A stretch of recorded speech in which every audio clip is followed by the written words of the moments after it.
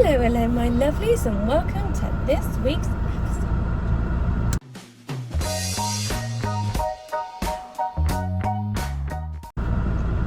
So, I'm back. I'm back. I feel like I'm actually enjoying this, you know? Like, I've started this video and I was motivated. Started the car up and I was even more motivated. So I did post a little teaser the other day, and I don't think anyone got it right. I am in this gorgeous McLaren GT. Now she is a V8. She is a V8. She has 612 horsepower, I think. She is claimed to be the perfect daily supercar. Now, that's a big statement considering that pretty sure Porsche is the same, pretty sure Audi claimed that about the R8, pretty sure Lamborghini claimed that about the Huracan, or even the Gallardo it might have been when it first came out. So it's a very, very big statement. Now yours truly, has actually had the honour of driving all of these said above cars, and I think that they're all right, because I think that you can drive any car as any supercar as a daily, as long as you don't have children or have a ridiculous commute or have to go down a dirt track in order to get to work. I think that you can use any supercar if you can afford it, if you can afford to run it, and if your ride to work is a pleasurable, enjoyable one, then why the hell not? I do have clients back in Spain who have a Portofino, which isn't an aggressive supercar, but still, cars like that, GTC Ford Lusso and cars like that, and they use those as their daily. So why the heck not? If you can afford it, I highly recommend it, because it makes life's problems a little bit more tolerable. It makes traffic a little bit more tolerable, and overall smile on your face just a little bit bigger. So this car came into our lives. It's not mine, obviously, it's my fiance's. This car came into our lives through just sheer coincidence. I'd never even heard of the model before. I was never a big McLaren person. I've been in a few of them, driven a few of them, but I didn't know a lot about them. I still struggle to differentiate some models because I think they all look the same. I'm going to have people going mad at me because of that. But Lydia Supercars and I both concur on the same conclusion, which is that most McLarens all look the same. Saying that, she does stand out, this little GT. So prior to this we had a 570S.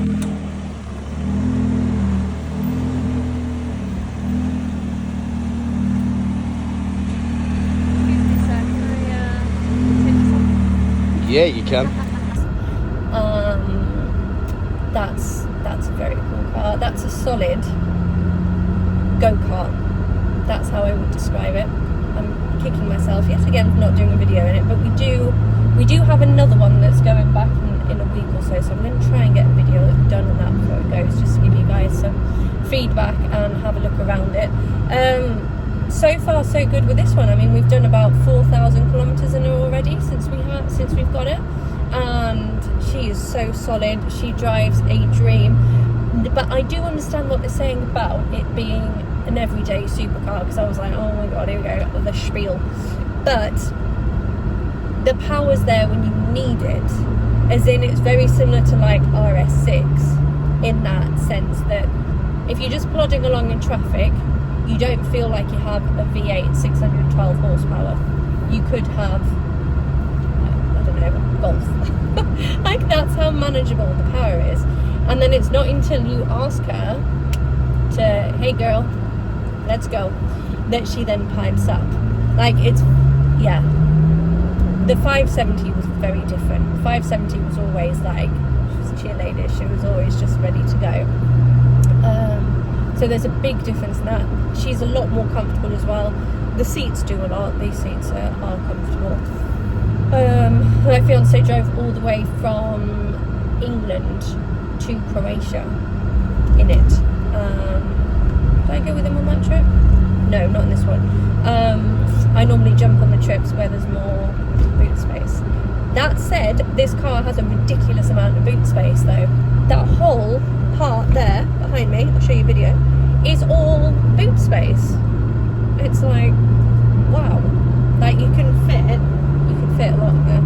And then obviously you've got the front, you've got the front trunk as well.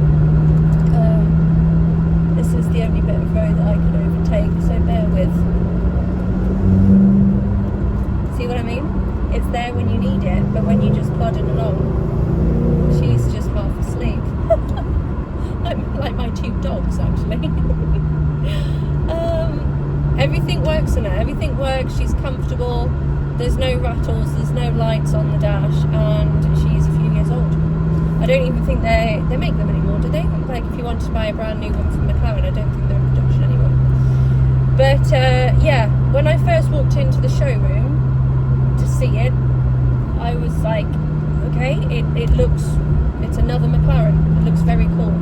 But the more I'm driving and the more I'm seeing her, the more she is, you know, wriggling her way into my heart aesthetically. When you drive now, I'm obsessed already. But from the outside, it was a bit like, okay, well, we had like a bright, really bright, gorgeous blue in the 570, and she was a proper head turner, and red interior as well. Like it's a proper beautiful car. Made no sense on paper, but in person, it was like, oh wow, that does actually work. And then this, like I said, black with the like burgundy details on the interior. I was a bit underwhelmed, maybe. But no, I'm definitely falling, smitten. She's the ultimate Batmobile. It's funny because where we are, I feel like I'm buying into the brand now as well, as it's like the second McLaren that we have at home. Well, third McLaren we have at home. And I'm getting a bit defensive about the brand now. So when I drive through town, I normally have my window down, and I hear people go, oh, Ferrari, because where I am, there's not very many supercars. And it pisses me off a bit because I'm like, this ain't a Ferrari, mate. Ferrari stopped making cars like this with the 458. That's all I'm saying. And the haters will come at me, but that's just my humble opinion. What do I know? So yeah, I'm going to add some footage of the inside of the car once I've removed all of my crap. How have I had to leave the house with 3 bags? Like I've only been to the gym and an appointment. Women carry around way too many things, by the way. But that's fine because I have loads of boot space. Anyway, this is my sometimes daily driver. It depends what cars we have at home. It's either this or the truck that I'm in normally. So not a bad combo, I must say. Anyway, let me know in the comments what you guys think about the car. Had you heard of the McLaren GT before? I had vaguely, but I always thought it was a variant of something with a number. That's going to sound so ridiculous. But they come at me, I couldn't really tell the difference between McLarens, and I still struggle slightly with them. But I just thought they all had a number, apart from a couple of models. But now, Lydia and I are learning together. We're on this McLaren journey together. Lydia Supercars, go check her out on Instagram. So yeah, I'm going to love you and leave you because the pretty Bens are coming now. Oh, one thing before I go though, I have to say to all manufacturers out there, coupe sports cars from now on, they all have to have a sunroof, all of them. I don't want to drive another one. I get it when it's a Spider, but it has a sunroof, and it's amazing. It makes the inside of the car feel so light and airy and gorgeous. I don't think I've ever driven one. I don't think it's something Ferrari does, is it? I don't think so. I can't remember ever seeing one with a sunroof. Not two-seater. Anyway, it's a must-have now because the car feels so light and airy, like you could swing a cat in here. Wouldn't recommend swinging a cat, but anyway, I'm blubbering. We've been going for 9 minutes, so I'm going to love you guys and leave you, and hopefully find the motivation to do this again soon.